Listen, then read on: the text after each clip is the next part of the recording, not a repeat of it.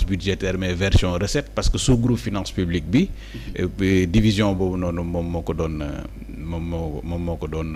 présider avec monsieur Ciss d'ailleurs Charles à l'époque qui était le chef de la division ñu ñoo doon aussi coordonner projet de loi de règlement yi. Projet de loi règlement yi. Voilà où on était dans une entreprise de résorption de 13 lois de règlement de retard yu Sénégal amoon sous l'autorité du directeur général des finances à l'époque monsieur Malick Camara Ndiaye donc après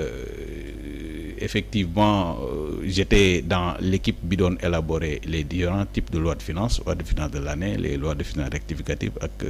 ak loi de règlement yi bon yoroon naa foofu aussi bureau bi doon examiner l'ensemble des projets de budget des agences des établissements publics universités hôpitaux de niveau 3 bon bref plus de 200 structures par an foofu le budget yi doon jaar maag sunu équipe yi ñu koy càmbar pour que ñu mun ko valider wala ñu mun ko rejeter donc nekkoon naa foofu aussi sectoriel mooy li ñuy wax léegi chargé de programme ministère collectivité territoriale pêche affaires maritimes ak ministère de la santé et de l'action sociale ñooñu ma nekkoon seen répondant à la direction du budget surtout bu ñu doon élaborer budget bi bon quelques années plus tard notamment en 2014 dañ ma nommé contrôleur des opérations financières délégué auprès du ministère de la santé et de l'action sociale nga xam ne maa doon def le contrôle de régularité de toutes les dépenses def ko 3 ans après bi ñu réformer les fonctions de contrôle ñu créer ce qu'on appelle les contrôles budgétaires ministériels après booba la ñu ma affecté au ministère comme contrôleur budgétaire ministériel du secteur de l'éducation où j'avais en charge le contrôle la régularité des dépenses pour le ministère de l'enseignement supérieur ministère de l'éducation ak ministère de la formation professionnelle alors bi ma fa jógee laa occupé les fonctions d'agent comptable du conseil économique social et environnemental donc des fonctions comptables et après cela laa jël disponibilité après quelques laa jël disponibilité bi ma jëlee disponibilité j'ai été recruté dans un cabinet canadien dans un projet canadien qui s'appelle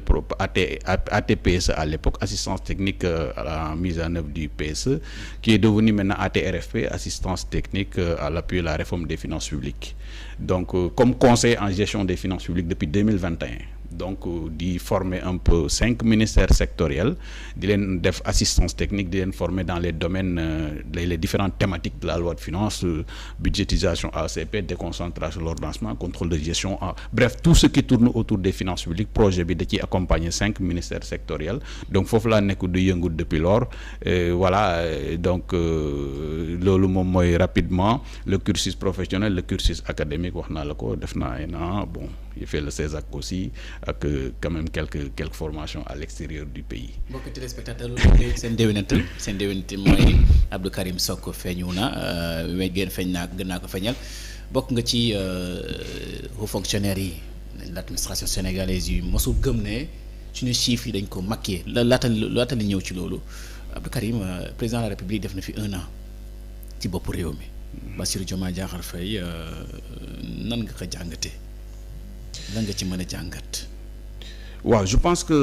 aussi quelque part peut-être am na loo xam ne boole ma ko ci présentation bi moom mooy quand même participer naa un peu ci processus bi parce que maa ngi woon coalition Diomaye ci coalition Diomaye maa ngi bon en fait jàpp naa ci dans le cadre du travail mais il y avait un travail beaucoup plus spécifique qu'il ne m'est pas autorisé de dire ici yoo xamante ne maa ngi doon jouer peut-être les mémoires en parole dans le cadre de nos mémoires peut-être plus tard ñi may waxal xam na li ma wax donc on était dans la candidature du président et tout voilà mais cette année c'est une année boo xamante ne président Bassirou Diomaye Faye dañ ko nommé dans un contexte assez particulier quand même parce que à la suite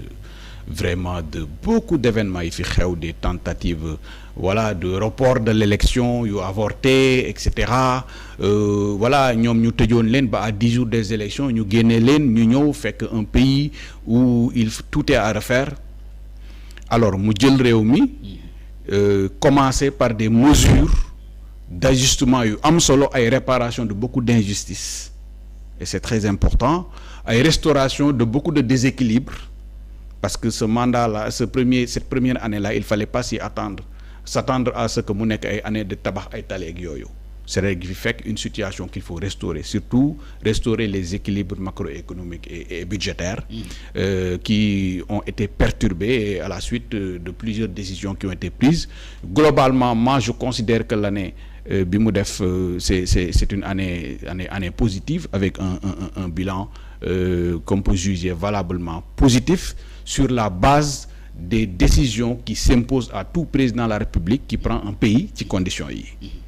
Voilà. En tout cas mbokk yi Abdou Karim Sock comme ni ñu ko waxee mu nekk suñu gan ci spécial Korité dañuy ñëw nag ci li nga xamante mooy ndey mba léegi premier ministre Ousmane Sonko septembre 2024 dal dina dénoncer Sénégal yi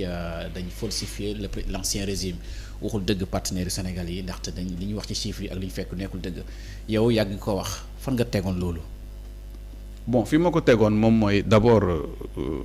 sama jaar may na ma quand même ma mun a lire budget xam à peu près si ce budget-là contient des éléments qu'on peut juger sincères oui ou non wax naa ko à l'époque ni ma doon gisee ñu doon tabaxee budget bi c'était un peu en décalage avec les dispositions de la loi organique 2020-07 bi nga xam ne dafa prôner un peu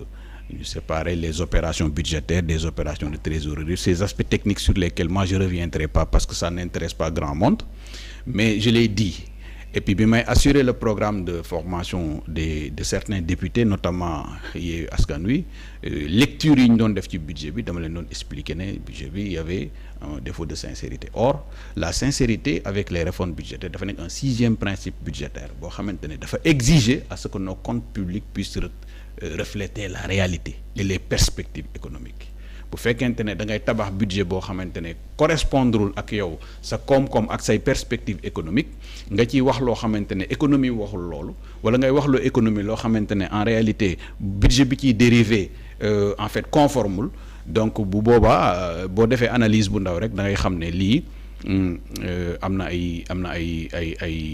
ay quelques difficultés yu ci nekk te loolu daf ñuy rattraper dans le cadre de la réalité mooy maanaam booy exécuter budget bi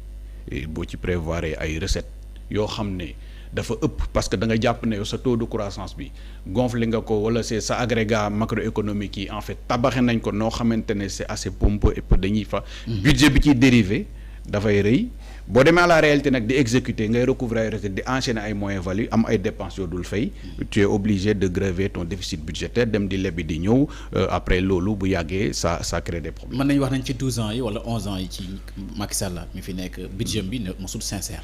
Bon en fait je dirais pas les 12 ans budget bi mosul sincère parce que mun naa considérer parce que man bi ma commencé di ci intéressé wu réellement c'était après 2020 bi ñu jëlee un peu la nouvelle loi organique modificative de celle de 2011-15 du 8 juillet 2011 portant loi organique relative aux lois de finances moom moo indi budget programme wax ne budget nii lañ ko tëggee mais entré wuloon complètement en vigueur c'est à partir de 2020 que la ñu modifier cette loi indi la loi 2020-07 portant loi organique relative aux lois de finances ñu ne budget nii lañ koy tëggee dégg nga article 44 bon ni tableau d'équilibre boo koy defar ressources budgétaires yi fii lañ nekk ressources de trésorerie et charge de trésorerie fii la ñuy nekk tabaxee ko noonu wax déficit bi nii lañ koy déterminer et cetera donc c'est à partir de là que la commencé quand même di ci prêter attention et je me suis rendu compte que yooyu boo ko lié un peu avec nos perspectives économiques yi nga xamante ne projections yi boo ko rapporté ak réalisation yi nga xam ne ANSD da ko doon génnee par rapport aux situations prévisionnelles yi nga xamante ne les structures un peu du ministère de l'économie dañ ko doon def da ngay gis ne da doon am une grande différence et ci diggante bi souvent par exemple da ngay jël 2023 amul loi de finances rectificative alors que tous les agrégats macroéconomiques prévaloir à l'élaboration de la loi de finances avaient tout changé donc yooyu daal ci laa bëgguma nekk dans des aspects trop techniques mais si éléments yu mel noonu laa doon liggéey ba xam ne daal am na yeneen yu nekk ci biir finance publique bi te dina feeñ ci kanam. Très bien premier ministre Ousmane Sonko ba nga ko waxee dañ ne waxu politique la waxu politicien la ñi ne nañ xaar institution bi di Cour des comptes pour mu certifier ko lan mooy Cour des comptes. moom moo wax ci annexe am point 1.7 et je l'ai dit depuis le départ bi nit ñi commencé di wax ne non loi de règlement yi jaar nañ fi man leen attention loi boobu dafa ne à la fin de chaque mandat présidentiel waxuñ la régime bu bees de. chaque mandat présidentiel. ça mu nekk 7 ans wala 5 ans. le gouvernement dafa war a def une évaluation globale des finances publiques notamment le budget situation endettement comprendre pour permettre d'avoir une situation de référence buy permettre yow nga mën a ñëw. ça veut dire qu'en 2019 bi Macky Sall amee son deuxième mandat daf ko waroon a def. deful ko non defu ko. donc c'est un premier exercice du genre léegi nag dañu ne rapport bi juddee ci yooyu nga xam ne gouvernement bi moo koy préparé Cour des comptes waxuñu da koy certifier de. da koy auditer. Cour des comptes rapport IGF bi da koy auditer léegi bi ñu fi génnee comme l'inspection générale des finances c'est un corps de contrôle interne au ministère des finances alors qui a une compétence assez nationale d'ailleurs bi mu paree rapport dañ ko jox premier ministre. premier ministre xool càmbar gis yëf yi wax ko sénégalais yi ne gëmuñ ko parce que comme mooy njiitu gouvernement bi te rapport bi gouvernement moom moo ko defar nañu xaar ba Cour des comptes saytu ci boobaa dinañu xam ndax li mu wax am na wala amul. coow li bari mu jël rapport bi le 18 décembre lañ ko jébbal Cour des comptes. le 18 septembre wala 18 décembre. 18 septembre la. oui 18 septembre 18 septembre 2024. lañ ko jébbal un peu Cour des comptes. Cour des comptes. voilà Cour des comptes. def ci liggéey. mu dem ci conclusions yi à partir des conclusions mu dem creuser ji ñoom ñi doon def sax rapport bi Cour déglu na leen ci déglu administration qui sont concernées dem utiliser ces mécanismes parce que je rappelle que la Cour des comptes c'est l'institution supérieure de contrôle.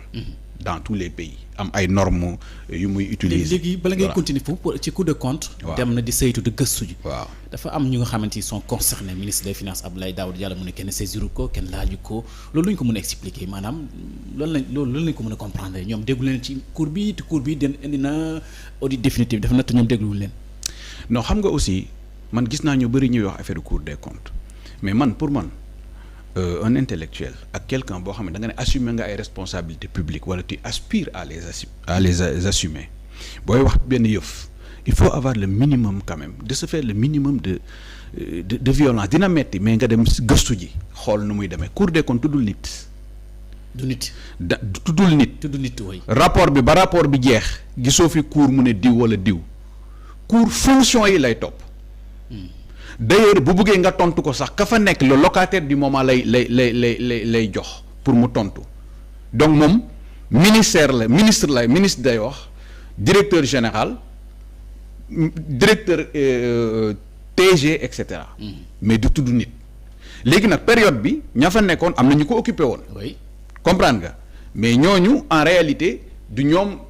intitulé personnel la cour bi di wax la cour dafa def benn évaluation globale des finances publiques. rapport bi nëtt mu joxe ko maintenant su kenn am na ay ñoom parce que man li ma jaaxal dans ça c'est que ñiy wax ba léegi ñiy wax naan cour bi dafa falsifié dafa leneen kenn géré wu ci à l'époque c'est que tout cela que l'affaire concerne kenn àdduwu ci wax donc nañu poser la question de savoir pourquoi ceux qui parlent ne sont pas ceux qui étaient là à gérer à l'époque donc cour saytu affaire bi gis ne au-delà même. bala ñuy ñëw ci cour. voilà li mu saytu lan mooy la Cour des comptes. voilà la Cour des comptes li ma la wax moom mooy institution supérieure de contrôle. boo xamante ne du corps de contrôle interne à l'exécutif dafa bokk ci pouvoir judiciaire. dafa bokk ci pouvoir judiciaire. ok mu am fondamentalement 3 missions yoo xam ne da koy def mu am une mission de juge des comptes nga xam ne foofu lañ leen compte dafay def un peu le jugement des comptes à travers un peu son pouvoir de contrôle juridictionnel. moom mooy comptable public yi day dem saytu seen compte yi la ca nekk wax leen ko suñ leen a waree sanctionner ñu sanctionner leen loolu moom mooy contrôle juridictionnel bi. mu def beneen contrôle boo xam ne moom mooy le contrôle non juridictionnel ou ce qu'on appelle le contrôle de la gestion mooy maanaam cour dafay ñëw xool apprécier qualité gestion administration yi xool ba xam ndax procédures yi ñu mettre en place permettre na leen ñu dem vers le progrès xool ba xam ndax performance yi tax ñu créer leen ba jox leen mission yi ñu ngi koy atteindre ou pas xool ba xam ndax moyens yi ñu utiliser adéquat na avec les résultats qui sont obtenus bu ko defee mu tirer ay conclusions joxe ay recommandations pour ñu améliorer parce que Cour conseiller la en réalité pour le gouvernement pour que ces administrations bu leen contrôler de façon externe parce que moom il exerce la Cour exerce un contrôle externe moom ak Assemblée nationale boo déggee ñu ne externe c'est externe par rapport au pouvoir exécutif dafa am pouvoir judiciaire am pouvoir législatif am léegi tout ce qui est extérieur tout ce qui est législatif et judiciaire est extérieur au pouvoir exécutif donc dafa am neutralité fonctionnaire ya fa nekk di ko servir nga xam ne ay magistrats ak ay assistants lañ c'est-à-dire que ci ñi gën a calé Sénégal en la matière foofu nga leen di fekk parce que par voie de concours lañ fay duggee donc mu am beneen troisième dimension boo xamante ne dafa moom mooy dimension un peu de traduction un peu en tout cas ñi def ay fautes ci gestion bi voilà la discipline financière xam dafa am benn chambre de discipline financière nga xamante ne bu fekkente ne da ngay gérer te nga def ay manquements mun nañ la fa traduire par le biais de son parquet par voie de déféré am na aussi voie de référé mooy maanaam voie de déféré mooy cour mun na la dafa am parquet cour dafa am parquet dafa am parquet parce que c'est une juridiction dafa am parquet boobu noonu ñi nga xam ne dañu def ay fautes de gestion nga xam ne ñoo des manquements à l'article 57 de la loi organique dañ leen di jël ñu jox leen procureur bi mun na leen a déférer à la chambre de discipline financière ay sanctions mun na leen ci fekk comme mun nañ leen a acquitter dégg nga léegi ma terminer foofu noonu mu am aussi ay voies de référé mooy maanaam tey jii cour mun na gis ne yow yóbbu nañ la fële de mais li nga def am na ci ay gravité yoo xamante ne man cour décider naa ne damay saisir le ministère de la justice pour que mu joxe affaire bi ay suite parce que dafa am des choses qui se rapporteraient à des crimes wala à des délits yoo xamante ne moom day bind ministre de la justice par voie de référé ministre de la justice mun a mener enquête bi et cetera sanctions yi bu ñu koy ñu jël ko sans préjudice des sanctions internes yi nga xam ne mën na am dans le cadre de ces voies de déféré par le biais du parquet au niveau de la chambre de discipline financière. bu ñuy déglu Pape Malick Ndour boole ci ñi ancien régime bi dañu mel ni Cour des comptes mu ngi judd 2024 bi nee na Cour des comptes bi tey moom ak Abdou Mbow moo certifié audit 2019 2020 2021 2022 loolu noo ko mën a comprendre na ko Sénégalais mën a comprendre. D'accord en fait je comprends li ñuy wax moom mooy li ma la doon wax sànq rek gis nga di wax tout le temps c'est bien mais souvent di def le minimum d'effort pour di lire texte yi di wax am na solo Cour des comptes ñoom dañu ne loi de règlement yi 2022 2020 2021 2022 Cour des comptes dafa certifié mais dafa joxe conformité bi en réalité parce que xam nga Cour des comptes bu defee ce qu'on appelle le contrôle de l'exécution des lois de finances dafay génnee benn rapport qu'on appelle le RELF le rapport sur l'exécution des lois de finances am benn déclaration générale de conformité buy déclarer ne recettes yi ñu demander à ce que comptable yi recouvrer par exemple comptable yi recouvrer nañ ko dépenses yi ñu leen wax ñu fay nañ ko def rapprochement bi avec CIAF bi et cetera et tout bëgguma dugg ci données techniques yooyu ñu gis ñu ne conforme na mais la Cour travaille sur la base des lois de finances maanaam travail boobu Cour bu koy def xam nga lu muy jël day jël loi de finances de l'année bi ñu voté nit ñi di woowee LFI ak loi de finances rectificative yi moom mu def contrôle de l'exécution de ces lois de finances là maanaam il est lié le domaine de définition de la Cour des comptes buy def genre contrôle boobu moom mooy loi de finances yi ñu voté or ce qui s'est passé c'est avant la confection de la loi de finances booy defar loi de finance bi mu am ay leb yoo xam ne da nga ko leb dugaloo ci yëpp la des nga dugal ko fële yow budget bi nga ñëw dugal ci li nga jàpp ne moom nga leb ci année bi Cour des comptes buy xool loola lay xool mais exercice bi comme c'est un premier du genre Cour dafa dem au-delà parce que ci piste yi nga xam ne dafa génnee ci IGF Cour dafa dem creuser ba gis ne confirmer ne effectivement am na li ñu naan les dettes cachées dette cachée moom mooy yow nga leb 1000 milliards ñëw jël 500 milliards yi dugal ko ci budget bi yeneen 500 milliards yi nga bàyyi ko fële mais pire nga ciy exécuter ay dépenses en dehors de l'autorisation parlementaire parce que kenn mënut a exécuter les dépenses sans pour autant que dépenses yooyu noonu approbation bi assemblée def ko à travers son vote ñu jël les conditions de mise en place du budget mettre ko jël les conditions de son exécution ñu exécuter ko bépp dépense bu nekkul ci biir budget bi nga dugal ko feneen di ca exécuter ay dépenses manquement d'abord violer nga l'acte d'autorisation du Parlement. Oui. Deuxièmement, exécuter nga ay dépenses en dehors des dispositions du code des marchés. C'est ça. Parce que pour nga exécuter une dépense via le code des marchés, il faut que cette dépense soit autorisée. yow nan nga mën a tuddee dette boo xamante ne boo ko lebee mu ñëw genn wàll li nga dugal bi genn wàll bi ñëwul genn wàll bi ñëwul bi cour mënu ko gis lu dul da nga ko sant benn mission bu mel nii mu dem xool yi moom li muy gis moom seul référentiel de travail am moom mooy la loi de finances. Donc bu ñëwee mu def quand même loi de règlement bi projet de loi de règlement bi moom du ko defar mais bu ko gouvernement bi defaree ba indi ko moom day xool ba xam est-ce que li ñu exécuté conforme na aux autorisations est-ce que am na ay actes modificatifs est-ce que recouvrer nañ recettes yi ñu estimé woon ne moom la ñu war a recouvrer est-ce que fay nañ dépenses yi nga xam ne moom la ñu waroon fay est-ce que boo defee rapprochement yi affaire bi ak compte yeeg yëpp est-ce que mbir mi dina am conformité bu fekkee ne dafa am conformité sur la base yow loi de finances bi nga xamante ne moom mooy son bréviaire de travail moom mu déclarer la ci ne conforme na wala conformul donc dire que les lois de finances étaient déclarées conformes mais c'est comme si da nga wax ne li nga leb yëpp dugaloon nga ko ci loi de finances or c'est pas le cas da nga leb am yoo dugal am yoo dugalul loolu nag lañ gis ngay minimiser un peu le déficit ak éléments yu bëri yoo xamante ne parce que boo demee lebi rek ñaari fonction la soit da ngay financer sa déficit après fay sa amortissement ou les deux en même temps. D'accord rapport bi publié nañ ko le 12 février gouvernement bi def ci conférence de presse yaata le 13 février lan moo tax ci mel ni maître Aïssata Tall Sall nee na rapport boo xam ne amul signature cour lu tax jël ses responsabilités pour signer rapport bi. non xam nga ça aussi xam nga cour publier na fi 72 rapports c'est-à-dire que dafa am ñoo xam ne dañoo xaar ba lii am ñuy door a intéressé wu ci cour des comptes. Ah bon si. mais sunu classe yi nga xamante ne ñun yàgg nañuy exploiter ay rapport Cour des comptes di ko lire ñun débat bi ça ne se pose pas à notre niveau xam nga cour boo jëlee 72 rapports yi mu publier woon temps yële rapport Covid bi am na signature c'est-à-dire que cour buy envoyer autorités yi nga xam ne mooy président de la République président de l'Assemblée ak premier ministre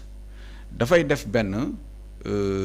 lettre de transmission signé ko. lettre de transmission pour notifier leen ko jox leen ko parce que ñoom ñooy autorités yi. waaw léegi rapport yooyu noonu juste pour que autorités yi bon en fait leur caractère officiel dañ leen di defal ay signature dañuy def ay cachet quoi mu dem le reste comme dafa bari dañ koy publier ci seen site donc ce qui lui donne le caractère officiel c'est la publication dans le site boo demee site des cours des comptes c'est certifié nga dugg fa gis fa rapport yi. est-ce que rapport yi signé nañ ko wala signé wuñ ko tamponné nañ ko wala tamponné wuñ ko il faut aller voir le rapport Covid bii ñu leen di toppee est-ce que tamponné il y a aucun musuma fa gis rapport boo xamante ne c'est revêtu d'une signature depuis qu'il commence à travailler mais on comprend que comme le rapport était très à charge contre seen régime donc naturellement ils ont commencé par dire ça en disant que aussi c'est pas contradictoire alors que cour bi ci avertissement bi nee na rapport bi ça respecte les dispositions de l'article 49 maanaam contradictoire na parce que services yi nga xam ne ils sont concernés par ça ñoom le cour jox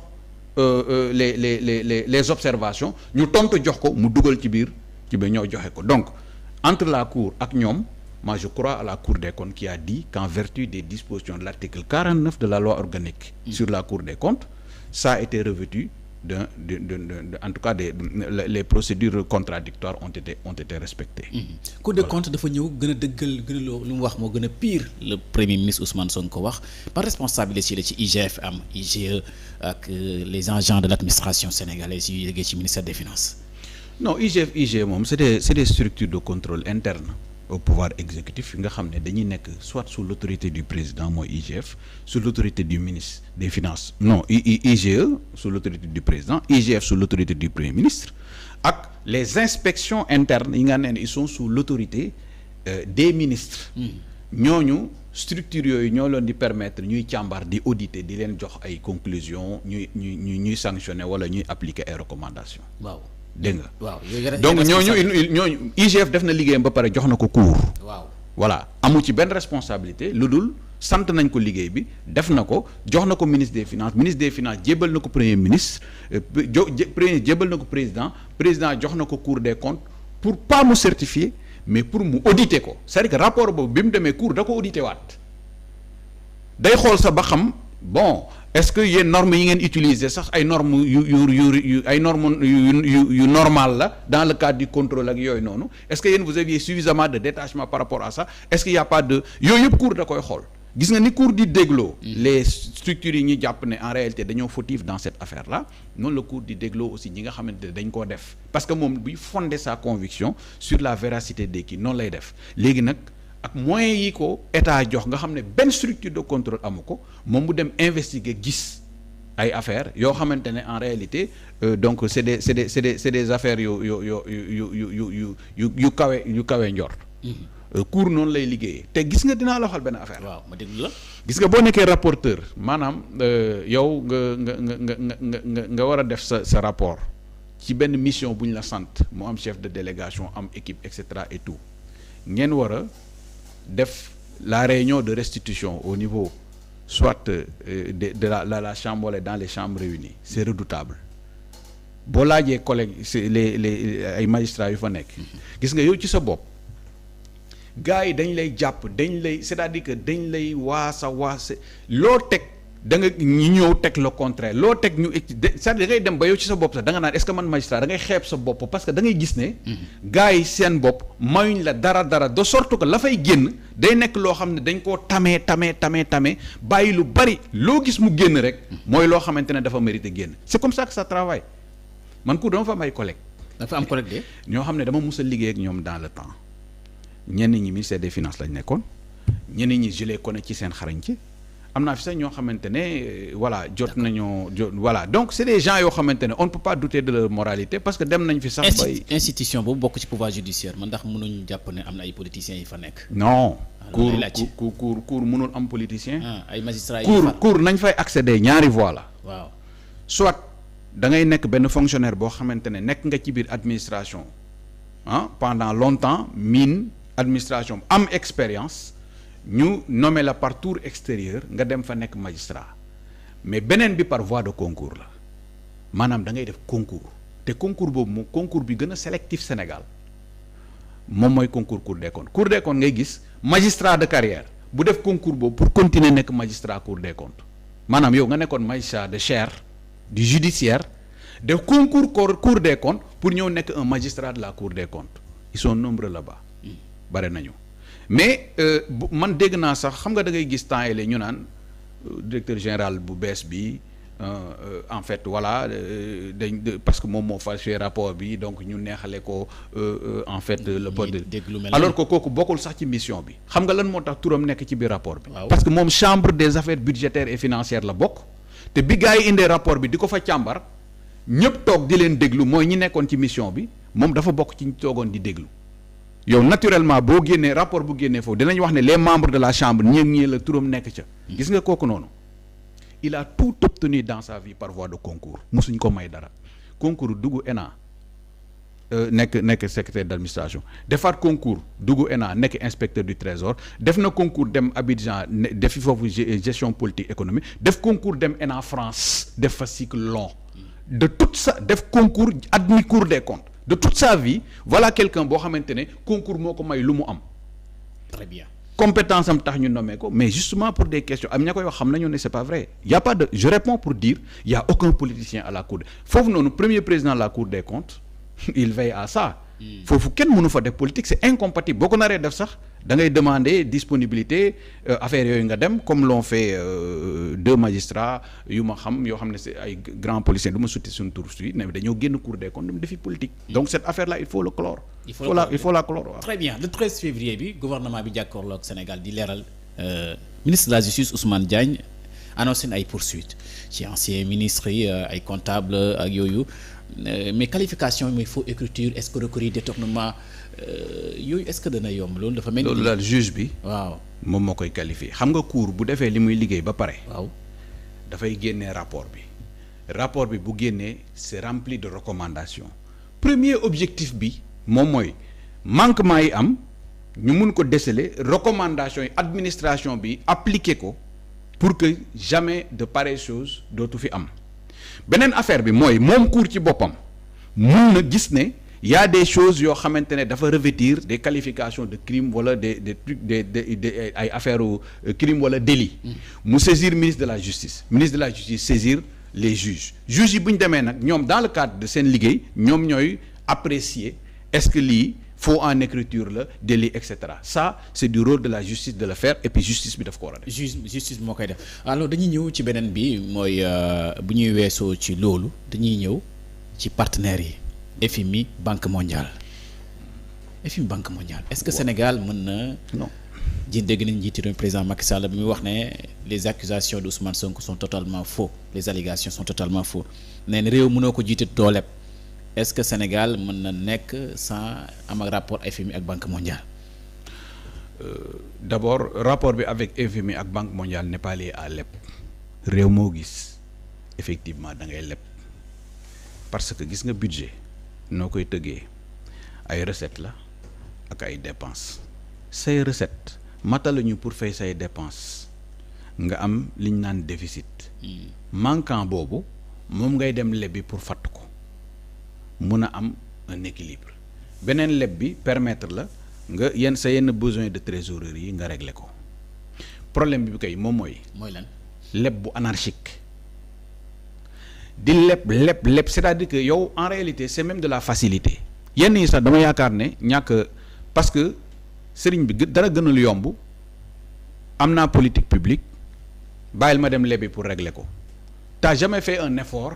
pour gis ne yow sa yenn projet yi war nga ko mën a réaliser à travers des ressources internes mais loolu day fekk nga optimiser sa gestion des ressources. maanaam lépp mënu ñàkk. xam nga l'axe 1 du PSE. oui. nga xam ne dafa naroon def la transformation structurelle de l'économie ñoom dañu basé woon ne transformer l'économie structurellement moom mooy dem di tabax ay infrastructures à montage complexe yoo xamante ne foo jaar da ngay lebi nga indi ko. leb bu anarchique boobu moom moo dem ba mu mel ni sax c'est assez injuste parce que da nga naan l'enfer c'est les autres man daal dinaa fexe ba leb ba wane fi loo xam ne nit ñi daañ ko gis mais conséquences yi muy am ci réew mi man dina fekk ma dem.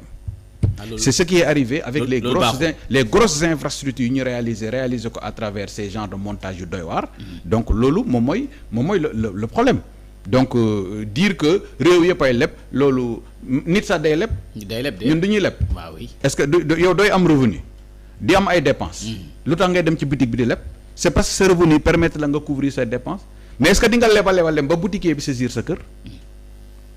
xanaa booy leb kay di ngay xool nooy lebee finalement da ngay dem ba yow réew sa endettement toll na foo xam ne da ngay leb sax di fay bor te loolu moo fi nekk boo déggee ñu ne la amortissement il y a besoin de financement bi bu ñu ko lever bu ñëwee une bonne partie day fay amortissement bi leneen bi financer déficit bi maanaam da ngay leb Jean fay Paul jël Doudou fay Malick donc muy tourner donc finalement ci loolu la lay indi. alors FMI. bon léegi FMI. oui FMI en fait Sénégal moo signé ak moom un programme dégg nga programme facilité d'accès au crédit et cetera et tout FMI bi ñu fi ñëwee coow li jóg ñu def fi mission dañ ne woon ñoom gis nañu lépp. mais dañuy dem xaar ba Cour des comptes wax su Cour des comptes nga xamante ne vraiment structure de contrôle bu autonome la génnee ay résultats ba pare ñun daañu fi dellusi ñu jéem a xool ak yéen Sénégal quelles sont les voies et moyens de sortie de crise nañ lañ leen di encadrer pour ngeen génn ci situation bii en fait seen aide-mémoire bi passé effectivement nee nañu autorités yi ñu ngi doon góorgóorlu réduire nañ déficit bi indi nañ ko à 7% du PIB au titre de la loi de finances 2025 ñu ngi def aussi ay yeneen jéego pour restaurer les équilibres dégg nga maintenant mu ne cours bu pare danaa ñëwaat cours pare FMI ñëwaat FMI bi mu ñëwee gis ne cours gis na lu gën a graaw sax loo xamante ne moo nekkoon ci rapport léegi nag FMI toog ak autorités yi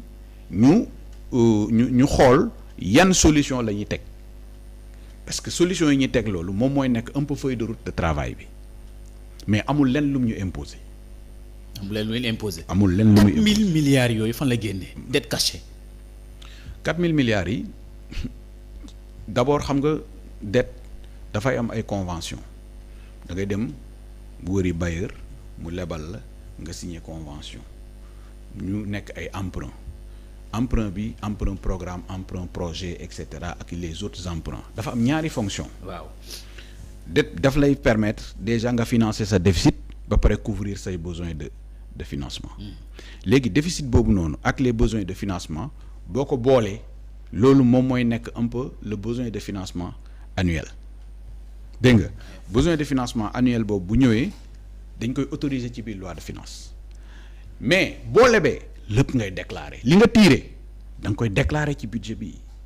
c'est-à-dire amul denc fee dugal fii loolu ça n'existe pas boo ko defee tu caches une dette pire c'est que après loolu nga dugal fële sax am na nu muy demee yaa ngi ciy exécuter ay dépenses beneen affaire bi moom mooy dette boo xam ne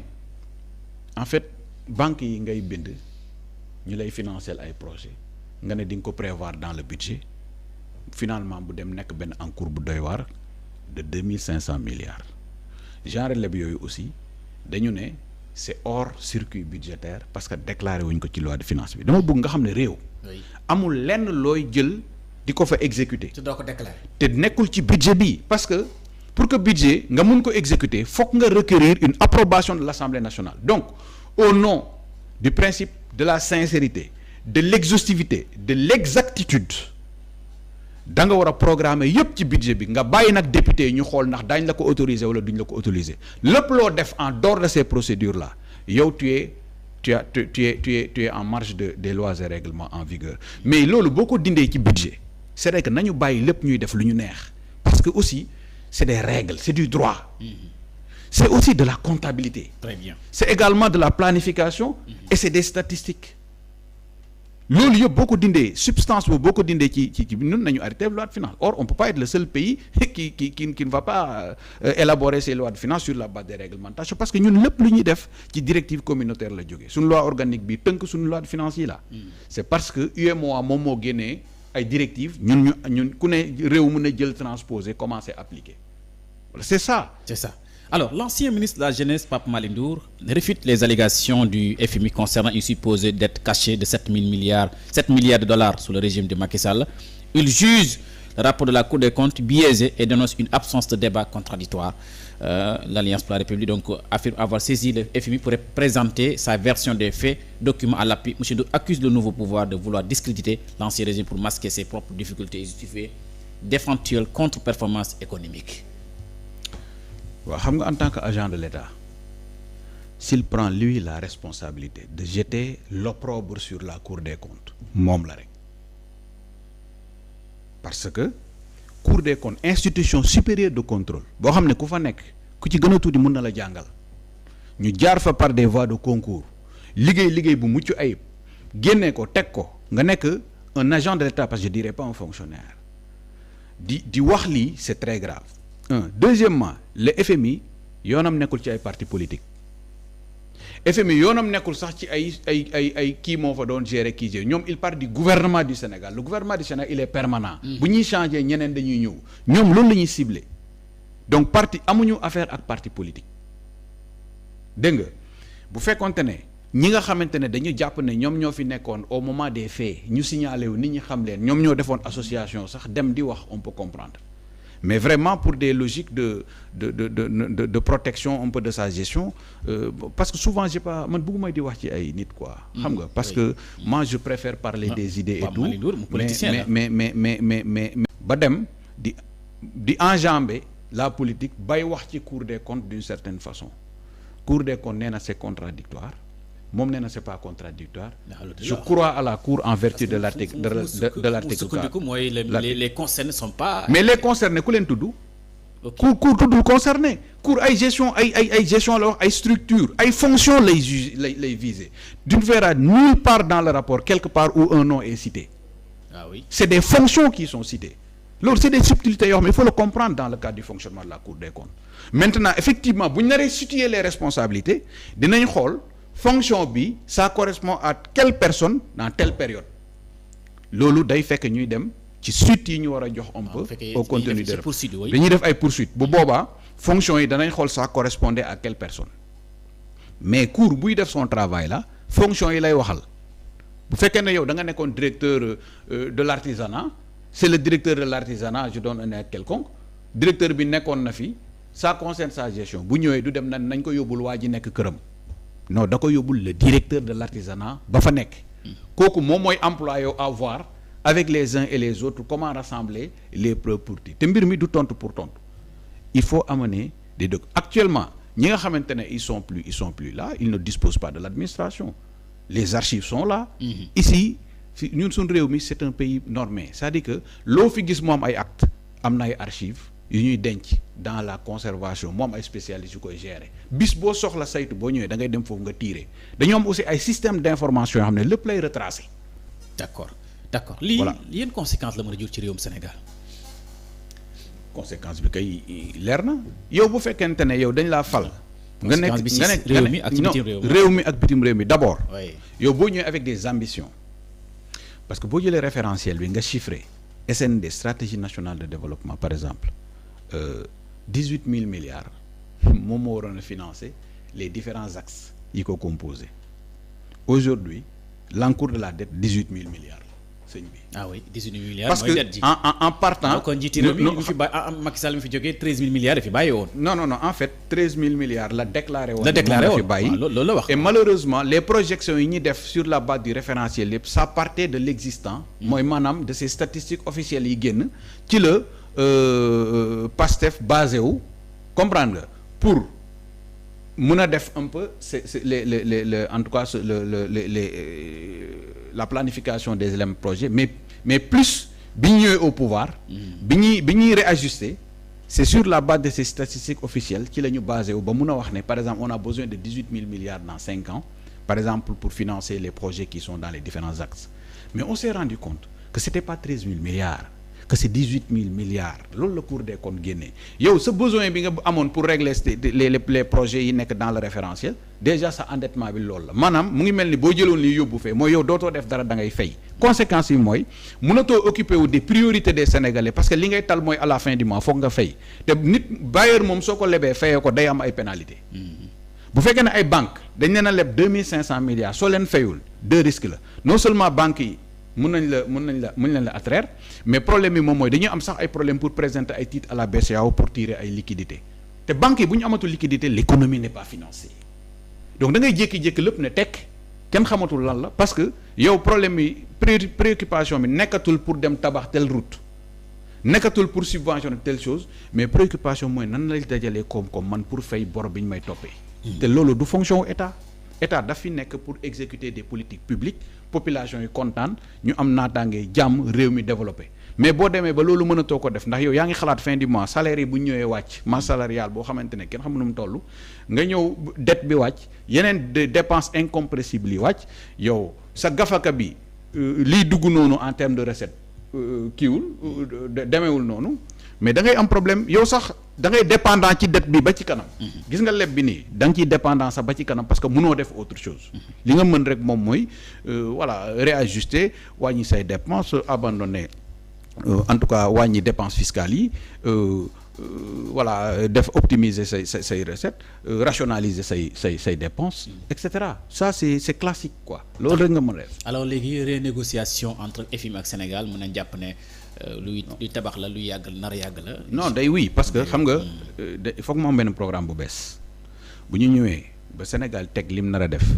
FMI bu présenter conclusion yi au niveau de son conseil d'administration mën nañu décider ne conclure ak état du Sénégal benn programme bu bees boo xamante ne fondamentalement dafay basé wu presque sur la mise en œuvre de toutes les recommandations qui sont issues de ce rapport. ak yeneen affaire FMI je disais tout à l'heure que imposé wul état du Sénégal parce que autorités yi bu fekkoon ne nag autorités yi dañoo ñëw bañ ne du ñu def l'évaluation des finances publiques alors ne dañuy bañ affaire bi siiw fii parce que bu siiwee les notations là les institutions internationales de notation danañ baisser suñ kii bi bu ko defee ñun dootuñ mën a kii xam nga dañ naroon dawal 1 an mbir mi ñu découvrir ko après. tout ce passif là ce sera à leur charge le gouvernement de Macky Sall sera complètement lavé des situations parce que nit ñi seen incompétence moom moo tax lii moom déjà cour mu ngi génnee rapport ak ñii di wax imagine toi ñii bu ñu defuloon lii ba affaire bi dal seen ko bu boobaa nag la FMI di ñëw imposer la ay mesures mais comme ñoom ñoo jël la responsabilité sur eux-mêmes de faire cette évaluation ñoo wax cour ne voici la vraie situation du Sénégal c'est des circonstances atténuantes. Très bien et puis après cour daf leen lu ngeen di def kii FMI daf leen lu ngeen di def ñu ne voici les mesures qu'on a prises ñu signé léegi nag cour day bu di jaar de temps en temps quel est pour xam le niveau de mise en œuvre de ces recommandations di ci tirer ay conclusions loolu rek mooy am. du leneen yow mos nga ko wax yàgg nga wax ne budget bi sincèreul mais Ousmane Sonko bi mu nekk député ci l'Assemblée nationale en 2018 jàkkaarloo Abdoulaye Daouda Diallo jàkkaarloo na fi Amadou Ba waxoon yu mel noonu waaye jamono jooyu Cour des comptes certifié wutoon kàddoom yooyu. non pour dire vrai moom moo ko fi sax njëkk a wax affaire yi. c'est-à-dire que boo seetloo. mais moo ko njëkk a wax publiquement mais yow waxoon nga ko non. non wax naa ko mais en fait c'est bien dans quelque manière c'est pas sur sa base de ces déclarations sax laa ko waxee. man sur la base de l'exploitation des documents laa ko waxee. moom tamit wax na ko bien avant moi mais en exploitant les documents mais ba mu koy wax à l'époque mais wéetoon na ci à l'Assemblée day wax da ngay dégg sax ñu koy saaga quoi comprendre nga fekk li mu doon wax parce que moom mérite bi mu am c'est que dafa am ay débats techniques qui étaient absents de notre débat politique. Très bien. moom il a eu l'avantage de le poser man tamit bon je l'ai dit depuis lors moom les députés et cetera wax naa leen ko je l'ai dit depuis longtemps et bëgguma woon a am raison je cherche même pas à avoir la raison c'était une expertise que j'étais en train de développer. D'accord. Et puis c'est ça qui est arrivé. Ce qui se passe FMI avoué na la responsabilité est partagée entre l'État du Sénégal ak moom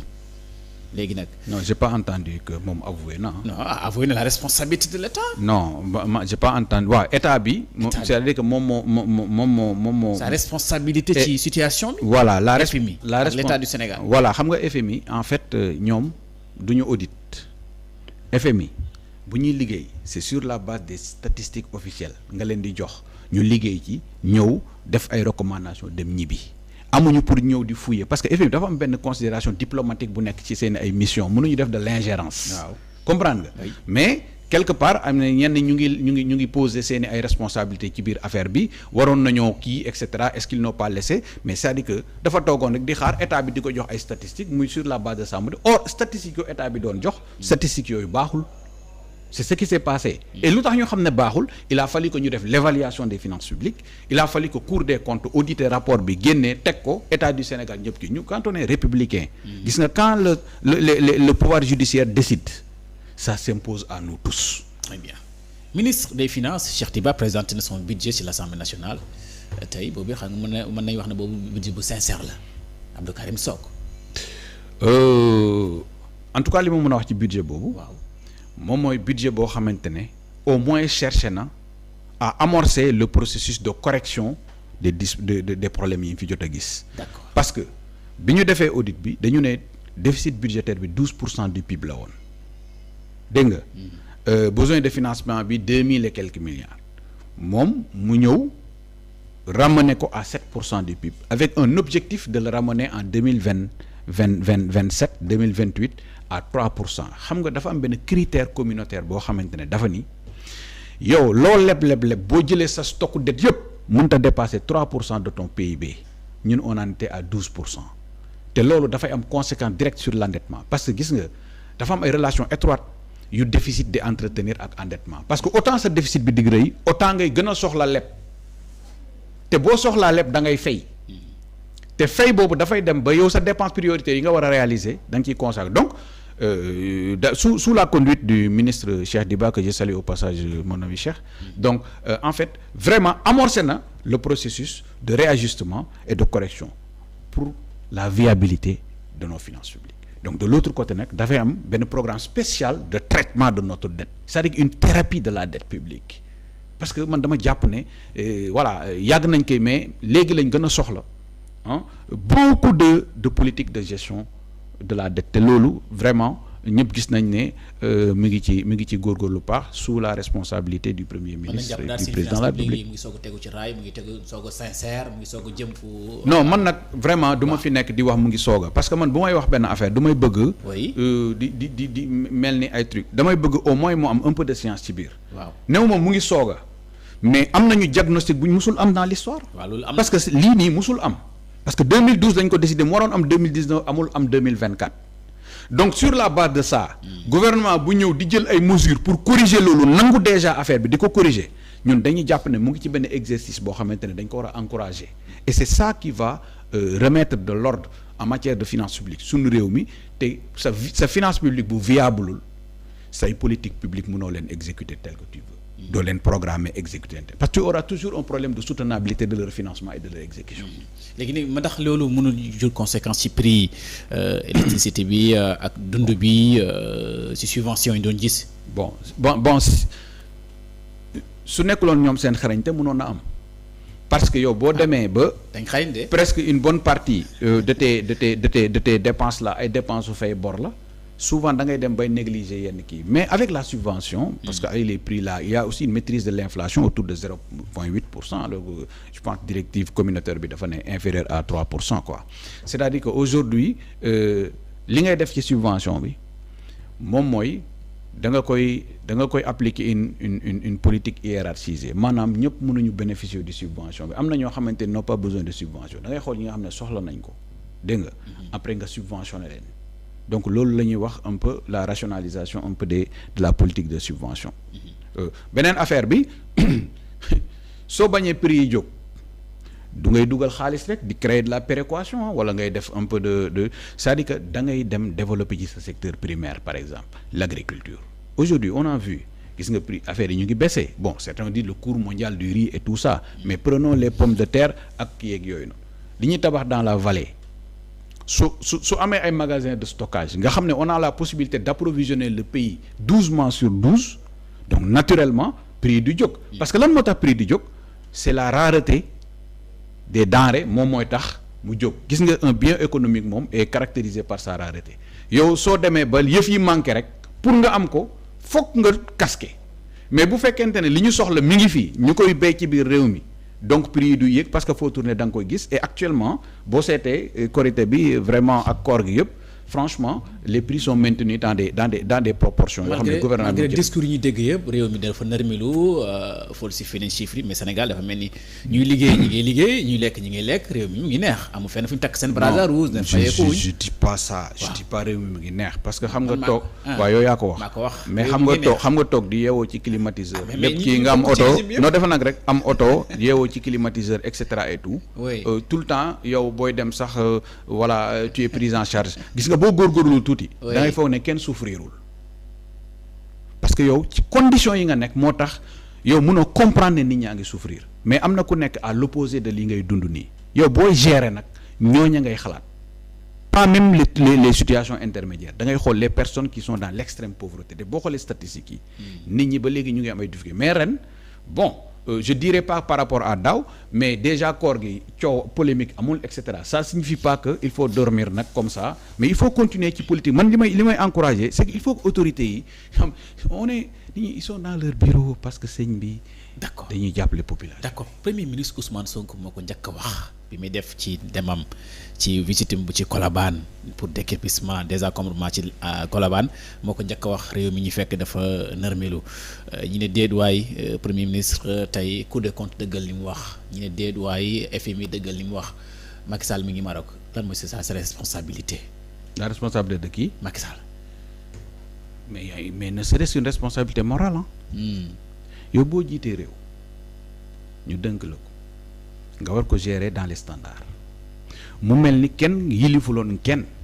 presque chacun faisait ce qu'il veut ba situation bi am le premier responsable wax dëgg yàlla moom mooy kii yëkkati woon loxo mu waat mu ne je jure devant le peuple sénégalais que dinaa respecter faire respecter la loi et cetera nangam et tout ça là et faire respecter la loi dafa respecter yow di nga respecter mais di nga faire respecter waaw moo ko waxoon mooy maanaam ñi nekk sous ton autorité yëpp ñoom ñëpp tu les pousses à respecter les lois et règlements ce qui s'est passé en matière de finances publiques mais loi organique bi lañ salfaañee de bout en bout ne serait-ce que loolu rek et surtout marché public yi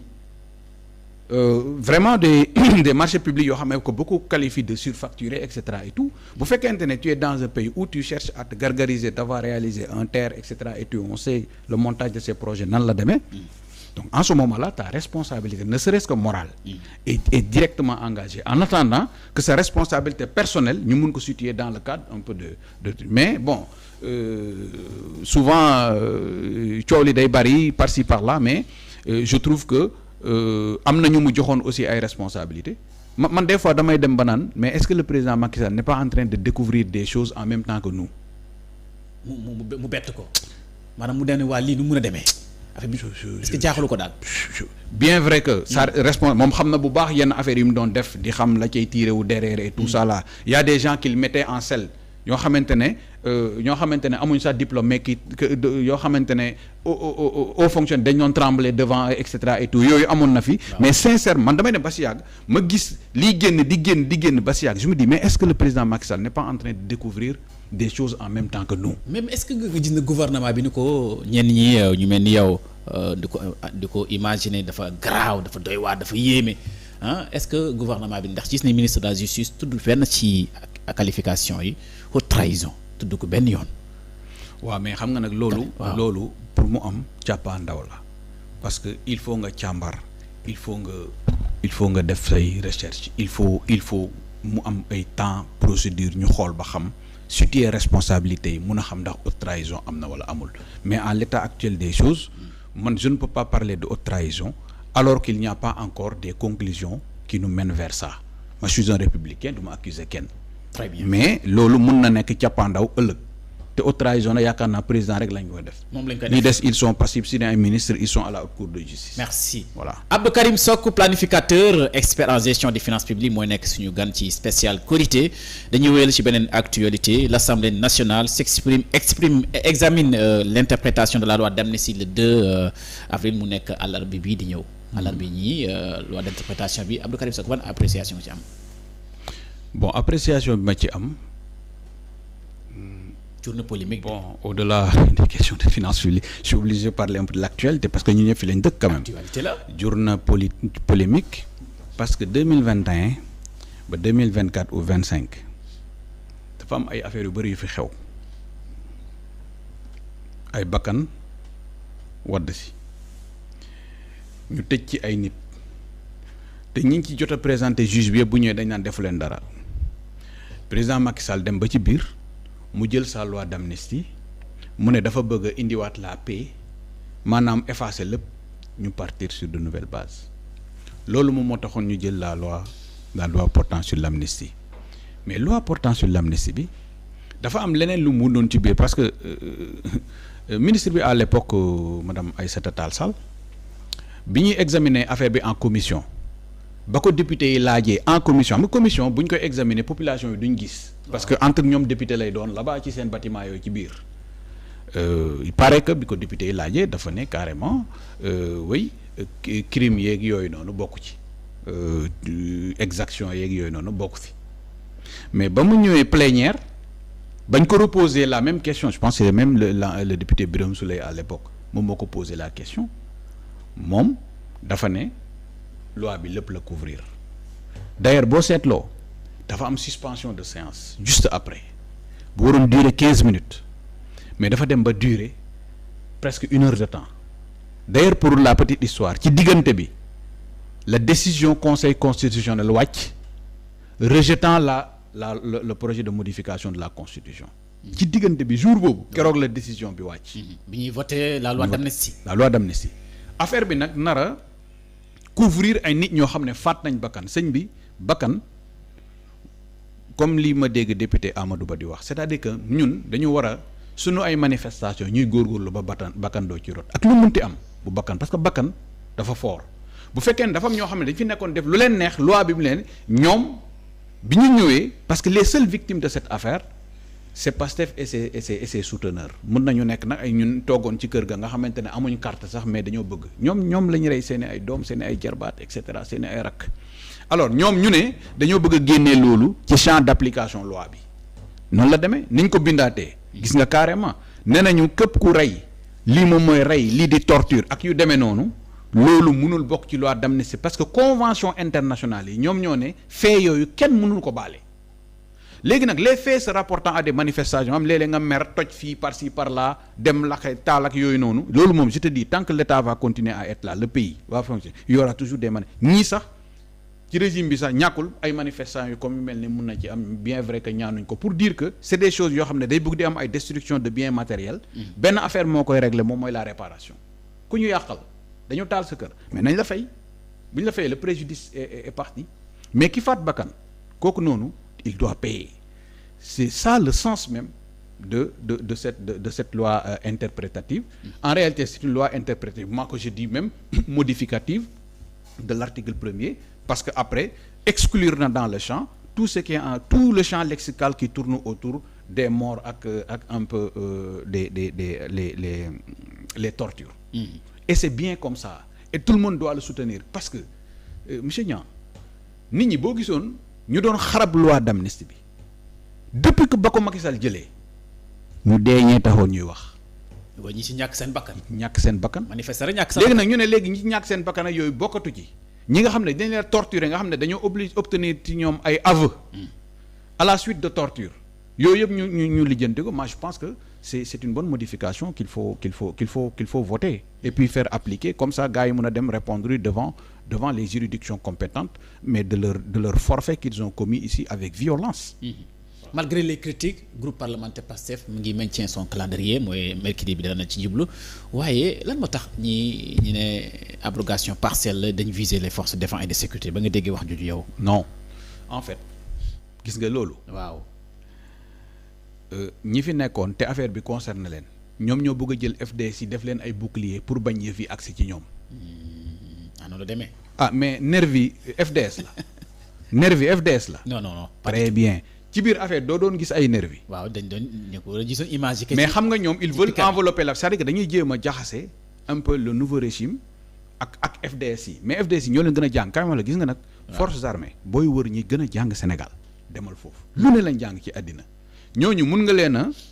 bëgg a mettre bëgg leen a utiliser comme bouclier pour bañ yëf yi agsi ci yow non ñii lañ contre FDS yi ñoom lañ bëgg a kii parce que da ngay bañ ñu agsi ci yow.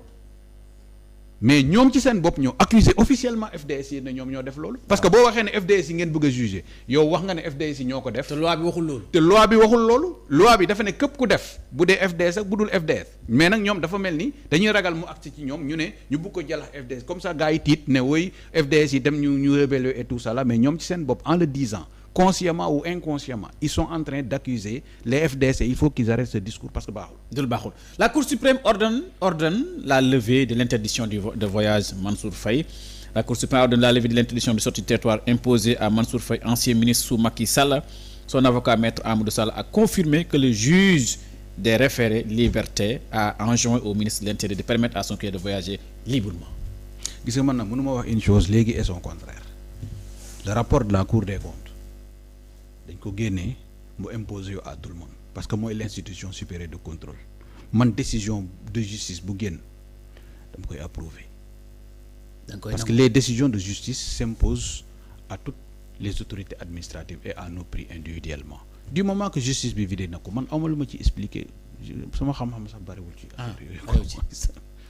non ku justice bi génne na nee na et cetera et tout les autorités n'ont qu'à prendre les mesures qu'il faut pour que yii yëpp dootul mën a am te xam nañ lan lañ war a def. moo tax man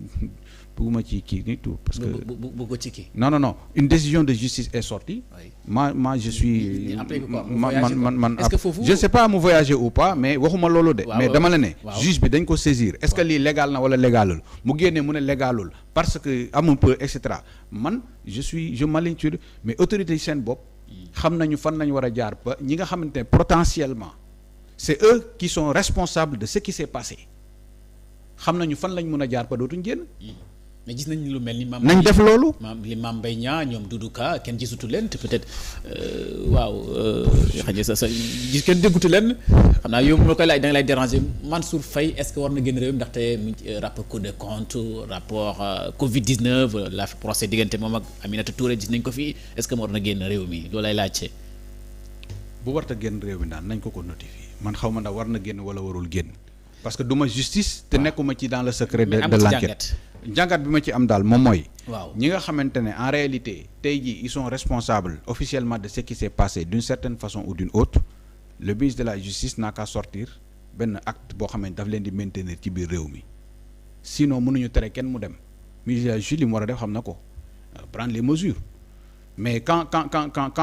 qu'on laisse les gens comme ça là, ils vont vaquer à leur occupation. Ñi nga xam ne ils sont sous le coup d'une enquête etc et tout, mais on le notifie, vous êtes sous le coup d'une enquête, vous ne pouvez pas sortir du pays, c'est tout. Après le problème il est réglé. moo tax man genre affaire yi bëgguma ci wax lu bari parce que chacun sait ce qu'il doit faire, qu'il le fasse ou non, ñoom xam nañ le ministère sait très bien ce qu'il doit faire, ñeneen ñi xam nañ parce que c'est quelqu'un qui est aguerri, qui a blanchi sous le harnais de la justice, xam li mu war a def. Maintenant nag ku deful li nga war a def ba li xew warta xew bu boobaa la que chacun assume. très bien léegi fu ñuy daanalee Abdou Karim Sock lu ñu commencé ci réew mi ay injures publiques di saaga suñu institution yi di discréditer le premier ministre moo fi waxoon lii kàddu yu ñaagal su li ñu gis suñu institution ñoo koy teg lan war a loolu. xam nga insulte moom dafa amul place ci débat politique. gis naa yaa ngi may wax lu ay affaire yu dul ay affaire finance nag mais bon y a pas de souci. actualité. Injure amul place ci débat politique man dama jàpp ne ku injurier say argument moo jeex. On se défend avec les arguments, on se défend pas avec l'insulte. dafa war a jeex parce que et puis man ñeme bi gars yi ñeme non mais c'est extraordinaire, mais ñeme bi gars yi ñeme sax daf ma jaaxal quoi. mais di saaga comme ça de un premier ministre qui est là qui gën ci même te yow dara du la ci fekk ça me pose problème. Tu sais, les gens disaient Pastef dañ ñoon ça, mais la majeure partie de ceux qui insultaient ils n'étaient pas au pays kenn mu loon jot ci ñoom mais gisoo woon fii gisoo ko fii depuis que Macky Sall nekk fii nitu Pastef dem ci plateau yi di saaga officiellement les premiers ministres à l'époque wala le président te dugaluñ la woon ci ñuf bi. Mais ce que je dis monsieur Niang, oui. C'est-à-dire que il faut ñun ñu delloo si suñu ay xel ñi fi nekkoon dañ doon gérer te bañ doon gérer neexoon na lool ñeneen ñëw nañ ñu ngi gérer comprendre nga. Il est vrai, il y a des antagonismes parce que gis nga le niveau de division réew mi dafa diviser wu quoi c'est dafa diviser wu ba ci kër yi donc ñun ñëpp dañu war a travailler à restaurer la cohésion nationale parce que ci loolu rek le Sénégal mën a jëmee kanam un Sénégal souverain juste et prospère ci conditions yi rek la mën a am mais ku ci nekk bu fekkee ne parce que moi ce que j'ai remarqué dans ce pays c'est que l'individualisme là man sama affaire bopp moo ma ñor. Donc l'intérêt général et tout ça là c'est pas mon problème. Ça c'est pas bien. C'est un républicain ne réfléchit pas comme ça. En tout cas, franchement, travaillons à ce que ceux qui n'ont pas la possibilité de se défendre de par des arguments, eh bien qu'on leur tende plus le micro. C'est simple. Nit buy saaga da nga ko naan arrête les insultes. Mu arrêté. bu munta défendre nag techniquement. wala jël ci matukaay. wala ñu jël ci ay matukaay mais balaa ñuy jël matukaay moi j'en appelle déjà à la responsabilité de chacun bu ñu demee nag ba responsabilité boobu amul matukaay munta ñàkk parce que ça ne peut pas. lii c'est la première fois dans l'histoire politique du Sénégal premier ministre ñu koy ciblé di ko wax n'importe quoi loolu. mais moom ci réew mi non c'est pas la première fois de. c'est la première fois kay. non xam nga lu tax man la c'est pas la première fois. waaw premier ministre. ñi ko doon non. premier ministre ñu ngi koy saaga yeneen premier ministre yi ñu fi daan saaga ñi ko doon def néew ñu woon ci réew mi laa la wax c'est-à-dire que ici la particularité c'est ceux qui le font ils sont dans ce pays-là et ils ne sont pas inquiétés mais c'est terrible je ne comprends pas oui. Parce que tant que yow tu es quelque part dans le monde di wax lu la neex on peut pas te faire venir waxal lu la neex mais lorsque tu es ici nga toog fi ci plateau dem di saaga et cetera après on te laisse indemne comme ça. Mais ça ne peut pas marcher, c'est pas possible. Un État doit prendre ses responsabilités. Mais tu commences d'abord par conscientiser. Bàyyi leen lii nañu tabax réew mi ensemble vraiment ñuy utiliser l'argument les arguments là la force de l'argument au détriment un peu des insultes et tout ça là. Bu fekkee ne les gens ne reviennent pas à la raison. Mais il faut que bu fekkente ne code pénal bi prévoirul ñu mais il faut modifier le code pénal pour éviter les gens et puis il faut privilégier les sanctions pécuniaires. Gis nga nit bu saagaatee nga amaan ko 20 millions 30 millions 40 millions mu war a ko fay bu ko fayul mu dem tëddi ba fay ko. waaw bu ci jëlee matukaay yooyu mu jeex. bu ci jëlee matukaay yooyu kenn dootul saaga mais bu fekkee ne dem un séjour de 15 jours de 3 mois là-bas mais les gens ils sortent là-bas doon ay héros dañuy kontaan sax ci prison bi ñu dem parce que buzz la ñuy bëgg. mais tu appliques des sanctions financières da ngay modifier le code pénal képp ku insulter ti nit injure yow tu es passible d'une amende de 100 millions wala de 50 millions ku ko deful ñu def la contrainte par corps yóbbu la tëj la tant que fayoo ak say mbokk doo fa génn bu yàggee léegi dootoo gis ku saaga. waaw mu nekk léegi fu ñuy jeexalee monsieur Sock mooy malgré le gouvernement premier ministre Ousmane Sonko daje nag ak syndicats yi patronat yi wax leen situation réew mi ñu fekk ñi construire réew mi ensemble mu nekk lu kàddu yu sincère yu mu gëm la mais crise dans l'éducation le G7 dénonce le non-respect des engagements du gouvernement Ndongo Sarr secrétaire général du CUSEMS moo ko xamle ba tey gars yaa ngi nar a fas yéene ñaxtu. Ouais, mais bon, après j'ai appris qu'il y avait une rencontre aussi au ministère du Travail, oui, où M. Abbas Fall, bon, que je salue au passage, qui est en train de faire un excellent boulot, ainsi que mon ami et frère Olivier Boukal aussi. Donc, que rencontrer un peu ils sont en train de faire un travail. Ce que je recommanderais, moi,